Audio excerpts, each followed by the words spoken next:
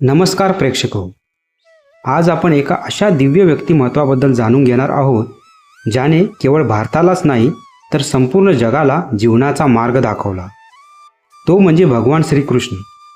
आजपासून सुमारे 5252 वर्षापूर्वी श्रावण महिन्यातील कृष्ण पक्षातील अष्टमीच्या मध्यरात्री रोहिणी नक्षत्रात बुधवारच्या दिवशी एक अद्भुत घटना घडली।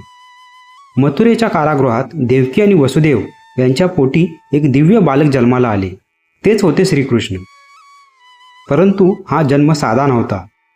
त्यांच्या जन्माच्या वेळी कारागृहाचे दरवाजे आपोआप उघडले, साखळदंड तुटले आणि यमुना नदीनेही त्यांना मार्ग दिला।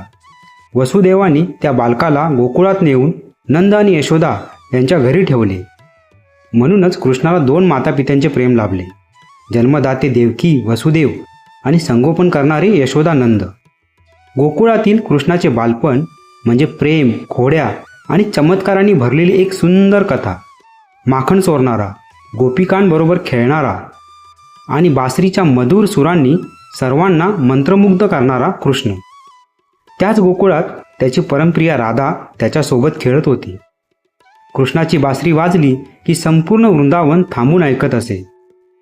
त्याच्या मुकुटातील मोरपंख, गळ्यातील वैजंतीमाला आणि हातातील मुरली हे त्याचे खास चिन्ह बनले। कृष्णाने पुढे सांदीपनी ऋषींच्या आश्रमात शिक्षण घेतले। तिथेच त्यांना शंख पांचजन्य, धनुष्य, अतितंजय आणि दिव्य सुदर्शन चक्र प्राप्त झाले। कृष्णाचे जीवन केवळ प्रेम आणि संगीताने भरलेले नव्हते, तर त्यात महान जबाबदाऱ्या देखील होत्या। त्यांनी रुक्मिणी, सत्यभामा, जांबवंती, कालिंदी, मित्रविंदा, नागनजिती, भद्रा आणि लक्ष्मणा अशा 8 राण्यांशी विवाह केला। तसेच नरकासुराच्या कैदेत असलेल्या 16,100 स्त्रियांना मुक्त करून त्यांना सन्मानाचे स्थान दिले। कृष्णाचे सर्वात जिवलग मित्र होते सुदामा आणि मोठे भाऊ होते बलराम। कृष्णाचे जीवन पुढे एका महान ऐतिहासिक घटनेने वळले, ते म्हणजे महाभारताचे कुरुक्षेत्र युद्ध। त्यावेळी कृष्ण सुमारे 89 वर्षाचे होते। ते स्वतः युद्धात शस्त्र उचलणार नव्हते, पण त्यांनी अर्जुनाचा सारथी बनण्याचा निर्णय घेतला। युद्धाच्या रणांगणावर अर्जुन निराश झाला।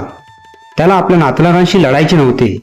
तेव्हा कृष्णाने त्याला दिला एक महान संदेश, जो आजही जगाला मार्गदर्शन करतो, भगवद्गीता।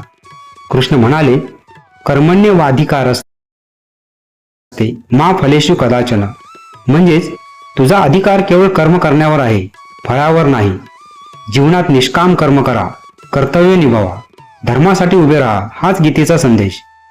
महाभारत युद्धानंतर कृष्णाने सुमारे 36 वर्ष द्वारकेत राज्यकारभार केला। त्यांचे संपूर्ण आयुष्य होते 125 वर्ष, 8 महिने आणि 7 दिवस। कृष्णाची भारतातील प्रत्येक राज्यात वेगवेगळ्या नावाने पूजा केली जाते। मथुरेत कन्हैया, ओडिशामध्ये जगन्नाथ, महाराष्ट्रात विठ्ठल किंवा विठोबा, गुजरातमध्ये द्वारकाधीश, राजस्थानमध्ये श्रीनाथ, कर्नाटकात उडुपी कृष्ण आणि केरळमध्ये गुरुवायूरप्पन। परंतु नाव काहीही असो, कृष्णाचा संदेश एकच आहे, जीवनात प्रेम असावे, भक्ती असावी आणि कर्तव्य निष्ठा असावी।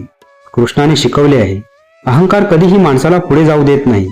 खरी संपत्ती म्हणजे पैसे नव्हे, तर सुसंस्कारित बुद्धिमत्ता आणि चांगले कर्म। यदा यदा ही धर्मस्य ग्लानिर्भवति भारत धर्मसंस्थापनायार्थ संभवामि युगे युगे। म्हणजेच जेव्हा जेव्हा धर्माचा नाश होतो आणि अधर्म वाढतो, तेव्हा तेव्हा मी पृथ्वीवर अवतार घेतो। म्हणून आजही लाखो भक्त प्रेमाने म्हणतात, श्रीकृष्ण गोविंद हरे मुरारी, हे नाथ नारायण वासुदेवा।